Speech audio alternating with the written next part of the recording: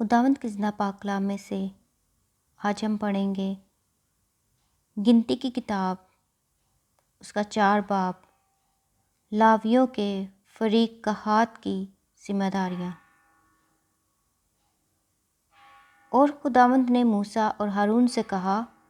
کہ بنی لاوی میں سے کہاتیوں کو ان کے گھرانوں اور آبائی خاندانوں کے مطابق 30 برس سے لے کر 50 برس کی عمر تک کے جتنے خیمہ اجتماع میں کام کرنے کے لیے مقدس کی خدمت میں شامل ہیں ان سبوں کو گنو، اور خیمہ اجتماع میں پاک ترین چیزوں کی نسبت بنی کہات کا یہ کام ہوگا کہ جب لشکر کوچ کرے تو ہارون اور اس کے بیٹے آئیں اور بیچ کے پردہ کو اتاریں اور اس سے شہادت کے صندوق کو ڈھانکیں اور اس پر تخس کی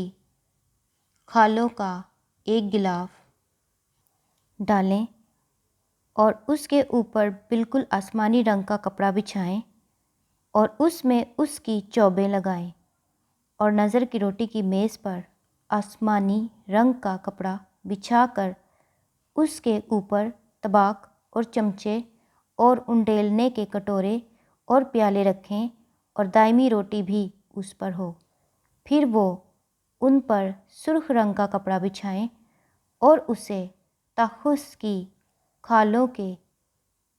ایک غلاف سے ڈھانکیں اور میز میں اس کی چوبیں لگا دیں۔ پھر آسمانی رنگ کا کپڑا لے کر اس سے روشنی دینے والے شمعدان کو اور اس کے چراغوں اور گلگیروں اور گلدانوں اور تیل کے سب ظروف کو جو شمعدان کے لیے کام میں آتے ہیں ڈھانکیں، اور اس کو اور اس کے سب ظروف کو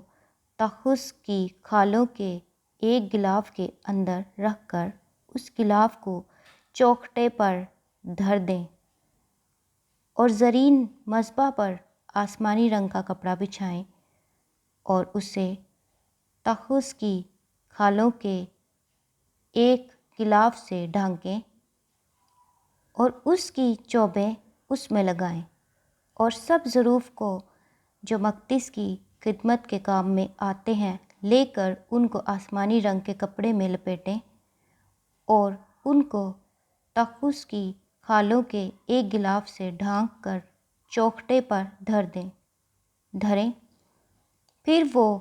مذبح پر سے سب راکھ کو اٹھا کر اس کے اوپر ارغوانی رنگ کا کپڑا بچھائیں۔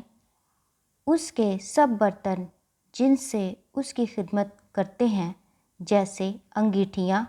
اور سیخیں اور بیلچے اور کٹورے گرز مذبح کے سب برتن اس پر رکھیں اور اس پر تخس کی کھالوں کا ایک غلاف بچھائیں اور مذبح میں چوبیں لگائیں۔ اور جب ہارون اور اس کے بیٹے مقدس کو اور مقدس کے سب اسباب کو ڈھانک چکیں تب خیمہ اجتماع کے کوچ کے وقت بنی کہات اس کے اٹھانے کے لیے آئیں، لیکن وہ مقدس کو نہ چھوئیں تا نہ ہو کہ وہ مر جائیں۔ خیمہ اجتماع کی یہی چیزیں بنی کہات کے اٹھانے کی ہیں، اور روشنی کے تیل اور خوشبودار بخور اور دائم نظر کی قربانی اور مذبح کرنے کے تیل اور سارے مسکن اور اس کے لوازم کی اور مقدس اور اس کے سامان کی نگہبانی ہارون کاہن کے بیٹے الیعزر کے ذمہ ہو۔ اور خداوند نے موسیٰ اور ہارون سے کہا کہ تم لاویوں میں سے کہاتیوں کے قبیلہ کے خاندانوں کو منقطع ہونے نہ دینا، بلکہ اس مقصود سے کہ جب وہ پاک ترین چیزوں کے پاس آئیں تو جتنے رہیں اور مر نہ جائیں، تو جیتے رہیں اور مر نہ جائیں، تم ان کے لیے ایسا کرنا کہ ہارون اور اس کے بیٹے اندر آ کر ان میں سے ایک ایک کا کام اور بوجھ مقرر کر دیں، لیکن وہ مقدس کو دیکھنے کی خاطر دم بھر کے لیے بھی اندر نہ آنے پائیں، تا نہ ہو کہ وہ مر جائیں۔ لاویوں کے فریق جیرسون کی ذمہ داریاں۔ پھر خداوند نے موسیٰ سے کہا، بنی جیرسون میں سے بھی ان کے آبائی خاندانوں اور گھرانوں کے مطابق 30 برس سے لے کر 50 برس تک کی عمر کے جتنے خیمہ اجتماع میں کام کرنے کے لیے مقدس کی خدمت کے وقت حاضر رہتے ہیں، ان سبوں کو گن۔ جیرسونیوں کے خاندانوں کا کام خدمت کرنے اور بوجھ اٹھانے کا ہے۔ وہ مسکن کے پردوں کو اور خیمہ اجتماع اور اس کے غلاف کو اور اس کے اوپر کے غلاف کو جو تخس کی کھالوں کا ہے، اور خیمہ اجتماع کے دروازہ کے پردہ کو اور مسکن اور مذبح کے گردا گرد کے صحن کے پردوں کو اور صحن کے دروازہ کے پردہ کو اور ان کی رسیوں کو اور خدمت کے سب ظروف کو اٹھایا کریں۔ اور ان چیزوں سے جو کام لیا جاتا ہے وہ بھی یہی لوگ کیا کریں۔ جیرسونیوں کی اولاد کا خدمت کرنے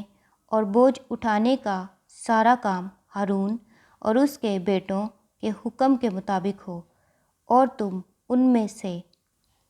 ہر ایک کا بوجھ مقرر کر کے ان کے سپرد کرنا۔ خیمہ اجتماع میں بنی جیرسون کے خاندانوں کا